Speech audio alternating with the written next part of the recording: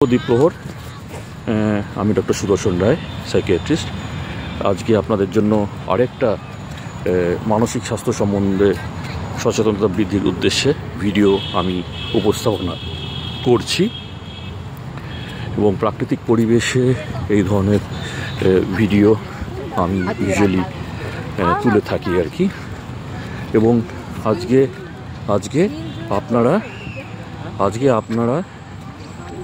আপনাদের সামনে আমি নিয়ে এসেছি একটি খুব গুরুত্বপূর্ণ বিষয় নিয়ে আলোচনা করবার জন্য এই ভিডিওটা এনেছি, এবং সেটা হচ্ছে গিয়ে অতিচিন্তন বা ওভার থিঙ্কিং। আপনারা জানেন যে অতিচিন্তন বা ওভার থিঙ্কিংটা এখনকার দিনে এটা কিন্তু একটা রীতিমতো সমস্যা হয়ে দাঁড়াচ্ছে। ঠিক আছে, আমরা যে জিনিসটা নিয়ে 2 মিনিট চিন্তা করার কথা আমরা 10 মিনিট চিন্তা করছি, চিন্তা করেই যাচ্ছি। এইটা হলে কি হতো, ওটা হলে কি হতো, এটা না হলে কি হতো, ওইটা না হলে কি হতো। আমরা অনেক সময় দেখি, এবং তার থেকে আমাদের মনের মধ্যে একটা টেনশন, একটা অ্যাংজাইটি, একটা আতঙ্ক কিন্তু সৃষ্টি হয়। খুব সাধারণ জিনিসের জন্যই, আচ্ছা এই কাজটা এইভাবে করলে ঠিক হবে তো, নাকি ওইভাবে করলে ঠিক হবে। আমরা বলি যে আমাদের ব্ল্যাক এবং হোয়াইট, সাদা এবং কালোর মাঝে তো বিভিন্ন ধূসর রঙগুলো আসে। তো সবসময় তো ধূসর রঙগুলো দেখার তো কোনো প্রয়োজন নেই।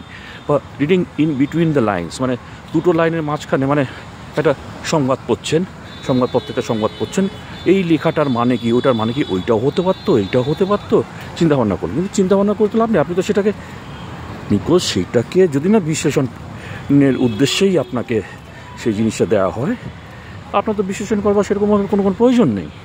হ্যাঁ, ব্ল্যাক এটা হচ্ছে কি সাদা, আর এটা হচ্ছে কি কালো, এটা হোয়াইট আর এটা ব্ল্যাক, সেটা ভাবলেই হয়ে গেল। ঠিক আছে, একটা সমস্যার নানাবিধ সলিউশন হতে পারে, সমাধান হতে পারে, কিন্তু দেখবেন যে বেশি চিন্তা করতে গেলে তাহলে কিন্তু আপনার সমস্যার সমাধানটাই কিন্তু অধরা থেকে যাবে। ঠিক আছে, সুতরাং চিন্তাভাবনা করবেন। কিন্তু দেখছেন যে অনেক সময়ই আপনারা চিন্তাভাবনা করে ফেলেন। ঠিক আছে, চিন্তাভাবনা করে ফেলেন, তখন আপনারা কি করবেন? তখন যেটা আমরা বলবো যে দেখুন, আমরা যে পার্কে আছি সেখানে বিভিন্ন ধরনের রঙের সমারোহ আপনারা দেখতে পাচ্ছেন, সব বেশিরভাগই প্রাকৃতিক রং।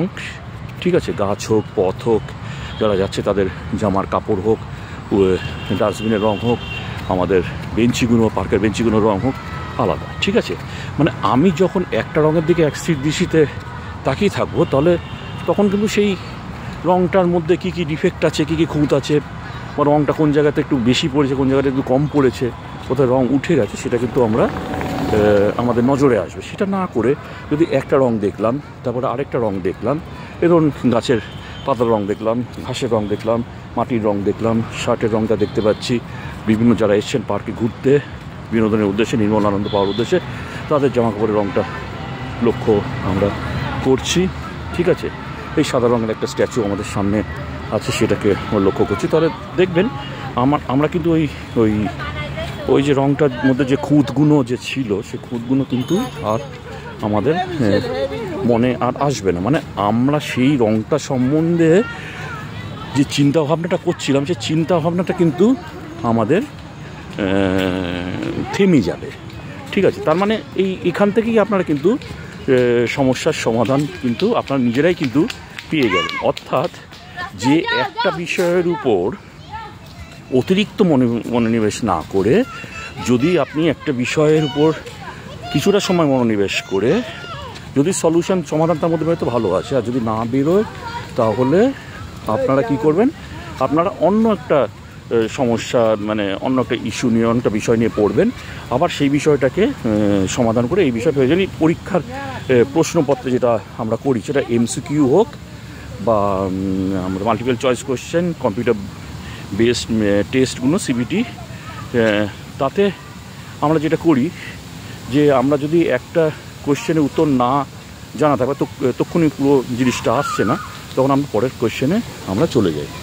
পরের কোয়েশ্চেনে চলে গেলে দেখুন কিছুক্ষণ বাদে আগের কোয়েশ্চেনের উত্তরটা হয়তো মাথায় চলে আসবে, সে একদম শেষে এসে আবার আমরা অ্যাটেম্প্ট করি, সেটা কম্পিউটার বেসড টেস্টে হোক বা এমনি লিখিত টেস্টেই হোক বা টাইপ করা টেস্টেই হোক।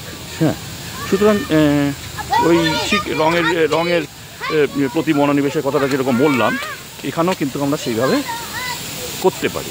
ঠিক আছে, সেভাবে করলে কিন্তু আমাদের যে অতি চিন্তনটা আর কিন্তু আমাদেরকে গ্রাস করবে না, এবং আমরা প্রত্যেকটা সমস্যারই সমাধান কিন্তু অনেক সহজে করতে পারি। সুতরাং, এবং সত্যি কথা বলতে গেলে একটা জিনিসের ওপর মনোনিবেশ করলে যেটা একঘেয়েমি চলে আসে, সে একঘেয়েমিটাও কিন্তু আমরা দূর করতে পারি, এবং সেটাও পরের সমস্যাটা সমাধানে সাহায্য করে। সুতরাং আপনি দেখতে পাচ্ছেন অত্যন্ত সহজ কিছু উপায়ে বিনা ওষুধে আপনারা কীভাবে অতি চিন্তন থেকে মুক্তি পাবেন, এবং আপনারা কিন্তু অনেকগুলো সমস্যারই কিন্তু সমাধান খুব সুষ্ঠুভাবে করতে পারবেন, খুব সহজেই করতে পারবেন। সুতরাং নেক্সট ভিডিওটা আসা অবধি আপনারা এই ভিডিওটাতে আমার চ্যানেলটাতে একটু সাবস্ক্রাইব করবেন, লাইক করবেন, এটাকে শেয়ার করবেন। সমাজে স্বাস্থ্য সচেতনতা বিষয়ক যে ভিডিওগুলো আছে এবং তার দিয়ে যে সমাজের মধ্যে যে সচেতনতা বৃদ্ধি, সেটা আপনাদের মাধ্যমেই করা সম্ভব। ধন্যবাদ নেক্সট ভিডিওটা আসা অবধি এবং এই ভিডিওটা দেখবার জন্য।